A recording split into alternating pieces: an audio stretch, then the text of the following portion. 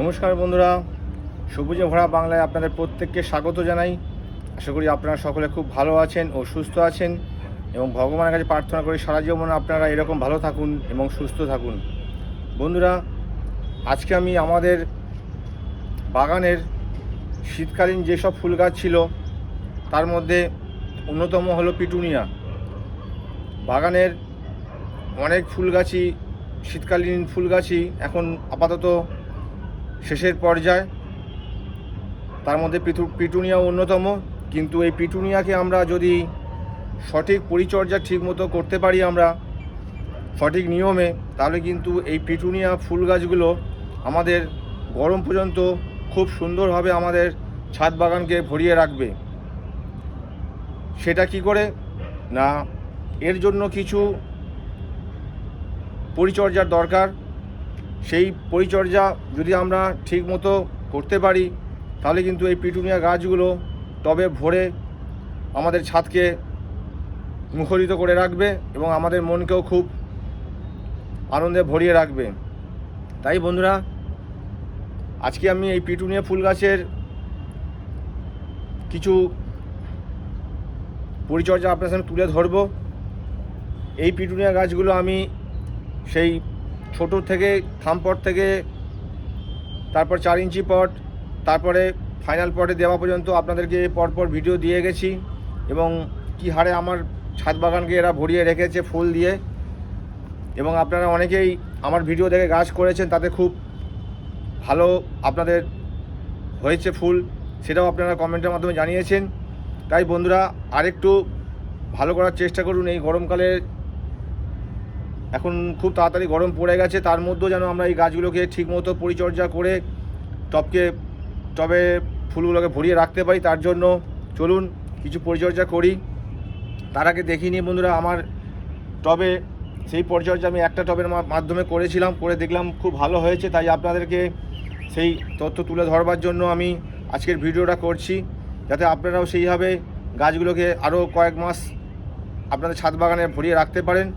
তাই চলুন বন্ধুরা, দেখে নিই আমার ছাদ বাগানের পিটুনিয়া ফুল গাছগুলো কেমন সুন্দর হয়ে রয়েছে। বন্ধুরা দেখুন, আমার এই পিটুনিয়া গাছগুলো দেখুন এখনও অবধি কী সুন্দরভাবে দেখুন গাছগুলো। আমি গাছগুলো যেহেতু রোদের মধ্যে ছিল বলে একটু ঝিমিয়ে ধরে, দেখুন কত ফুল ধরে রয়েছে আমার পিটুনিয়া গাছগুলোয়। দেখুন ওই মাথা অবধি আমার পিটুনিয়া গাছ সব ভর্তি রয়েছে। আপনাদেরকে এর আগেও দেখিয়েছিলাম। তাই বন্ধুরা চলুন, আমি ভিডিও দীর্ঘায়িত না করে আমি শুধু যেই পরিচর্যাটা করলে আপনাদের গাছগুলোকে আরও দীর্ঘদিন ধরে, বন্ধুরা আপনারা দেখে নিন এই পিটুনিয়া গাছগুলো টব ভর্তি করে ফুল হয়ে রয়েছে। তাই সেই পরিচর্যাটা আপনার সাথে তুলে ধরছি, কারণ এখন থেকে যদি এই পরিচর্যাটা আমরা না করতে পারি তাহলে কিন্তু আমাদের পিটুনিয়া গাছগুলো আস্তে আস্তে খারাপ হয়ে যাবে। তাই বন্ধুরা চলুন, আমার পিটুনিয়া গাছ দেখুন, সাদা গাছটার মধ্যে কত ফুল। আমি আজকেও তাও কত ফুলের কড়ি ছিঁড়ে দিয়েছি শুকনো এগুলো। বন্ধুরা আপনারা শুধু একটা কথা খেয়াল রাখবেন, যে আপনারা এই গাছগুলো যে ফুলগুলো শুকিয়ে যাবে সেই ফুলগুলো কিন্তু আমি আপনাদেরকে এর আগেও ভিডিও দেখিয়েছিলাম। আপনারা শুধু সে একটু পরিচর্যা আপনাদের করতে হবে, প্রতিদিনই করতে হবে। দেখবেন যে ফুলগুলো শুকিয়ে যাচ্ছে আপনারা সেই ফুলগুলোকে দেখুন বন্ধুরা, আমি দেখাচ্ছি একটা ফুলগুলোকে আপনারা এইভাবে কেটে নেবেন। দেখুন বন্ধুরা, এইখান থেকে শুকনো ফুলটা আমি দেখাচ্ছি, এই দেখুন আমি কেটে ফেলে দিলাম। তাহলে কিন্তু দেখুন বন্ধুরা, এই একটা ফুল আমি দেখাচ্ছি। বন্ধুরা আপনারা শুধু এই পিটুনিয়া ফুল গাছগুলোর মধ্যে যে ফুলগুলো দেখবেন শুকিয়ে যাচ্ছে, বন্ধুরা আপনারা শুধু খেয়াল রাখবেন যে এই যে ফুলগুলো শুকিয়ে গেছে দেখুন, এই ফুলগুলোকে আপনারা একদম গোড়া থেকে কেটে বাদ দিয়ে দেবেন, তাহলেই হয়ে গেল। এরপরে বন্ধুরা চলুন, আমি দেখুন যেসব গাছগুলো, বন্ধুরা আমি আপনাদেরকে একটা গাছ দেখাচ্ছি। দেখুন এই গাছটা কেমন আস্তে আস্তে পচন ধরে যাচ্ছে, যেহেতু দীর্ঘদিন ধরে ফুল দিয়ে যাচ্ছে। তা এই গাছটাকে আমাদেরকে ঠিক করতে হবে। ঠিক করার সঙ্গে সঙ্গে এই গাছটা কিন্তু আবার নতুন পাতা মেলে ধরবে এবং কড়িতে ভরে যাবে এবং আবার ফুল হয়ে যাবে। তাই চলুন আমি একটা গাছকে দেখিয়ে দিচ্ছি। আপনি দেখুন, এই গাছটাকে আমি এই খাবারটা প্রয়োগ করেছিলাম, যার ফলে দেখুন গাছটা কত সুন্দর, দেখুন নতুন নতুন পাতা ভরে গেছে। তাই আমি ভাবলাম যে আপনাদেরকে এই পদ্ধতিটা দেখাই, তাহলে আবার পিটুনিয়াটা নতুন করে আপনাদের টবে ভরে উঠবে।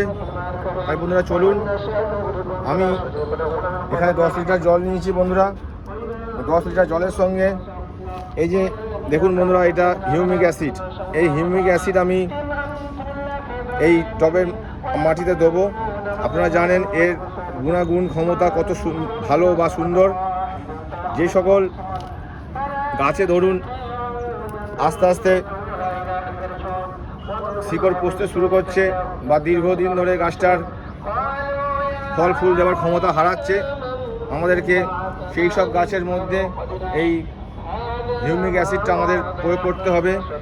এবং যদি দেখি দীর্ঘদিন ধরে আমরা গাছে খাবার দিয়ে যাচ্ছি, সার দিয়ে যাচ্ছি, তাও কিন্তু এই গাছগুলো থেকে আমরা আমাদের চাহিদা মতো ফুল ফল পাচ্ছি না, তখনই আমাদের বুঝতে হবে যে এই গাছে মাটির মধ্যে কিছু ঘাটতি হয়েছে।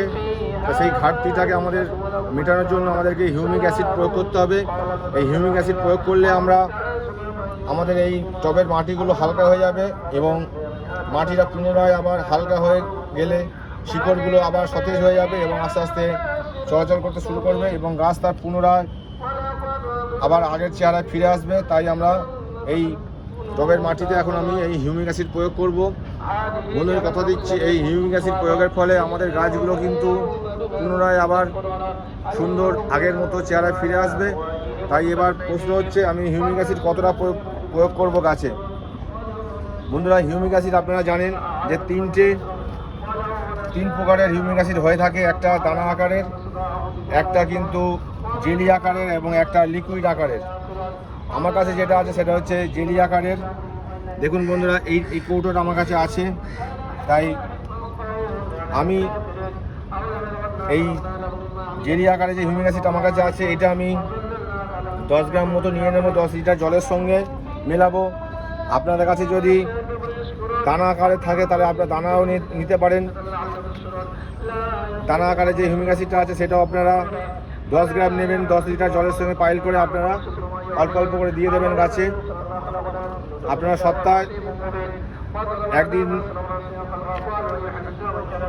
বা 2 দিন ছেড়ে ছেড়ে আপনারা সপ্তাহে অন্তত 3 বার দেবেন। দেখবেন গাছ খুব সুন্দর একটা চেহারা চলে আসবে এবং আস্তে আস্তে আবার আগের চেহারায় ফিরে আসবে। এবং এইভাবে যদি আপনারা এই গাছকে এই হিউমিক অ্যাসিডটা প্রয়োগ করতে পারেন, তাহলে কিন্তু দেখবেন বন্ধুরা খুব সুন্দর আবার গাছ আগের চেহারায় ফিরে আসবে। দেখুন বন্ধুরা, আমি হিউমিক অ্যাসিডটা আমার গাছকে এখন প্রয়োগ করব। দেখুন, আমি হিউমিক অ্যাসিডটা দেখুন আপনারা বন্ধুরা এরকম জেলি আকারে থাকে, কালো। এর কার্যকারিতা ক্ষমতা প্রচুর। আমি গোলাপ গাছে দিই, গোলাপ গাছের জন্য এই হিউমিক অ্যাসিড কিন্তু মানে মহা ওষুধের কাজ করে এবং সব গাছের জন্যই করে। দেখুন বন্ধুরা, আমি এরকম 10 গ্রাম মতো আন্দাজ মতো নিয়েছি। আমার হাতের যেটা আমি প্রতিদিনই নিই 10 লিটার জলের সঙ্গে, সেইটা 10 গ্রাম মতো আমি একবার মেপেছিলাম, সেইভাবেই আমি প্রতিদিনই নিয়ে থাকি। সেইটাই আমি জলের সঙ্গে মিলিয়ে দিচ্ছি বন্ধুরা। আপনারাও এইভাবে মিলিয়ে নেবেন, ভালোভাবে গুলে নিয়ে তারপর দেবেন। এটা কিন্তু গুলতে একটু ভালো করে নাড়াচাড়া করে নেবেন হাতের মধ্যেই, আস্তে আস্তে মিশে যাবে। দেখুন কেরকম কালো আকার ধারণ করছে।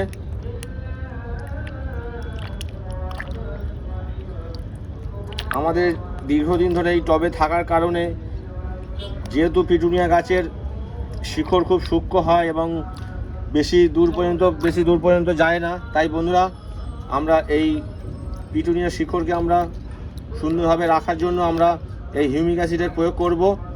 এই হিউমিক অ্যাসিড আমাদের কিন্তু এই পিটুনিয়া গাছগুলোকে মহা ওষুধের কাজ করবে। আমি একদম কথা দিচ্ছি আপনাদেরকে। দেখুন বন্ধুরা, আমি এই 10 গ্রাম মতো নিলাম এই হিউমিক অ্যাসিড। বন্ধুরা দেখুন, আমি এই হিউমিক অ্যাসিডটা মিলিয়ে নিলাম জলের সঙ্গে। নেওয়ার পর আমি আস্তে আস্তে জলটা গুলিয়ে দিচ্ছি।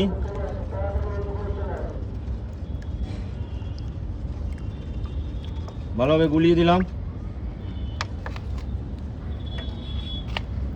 এবার আমি মগের সাহায্যে এই ওষুধই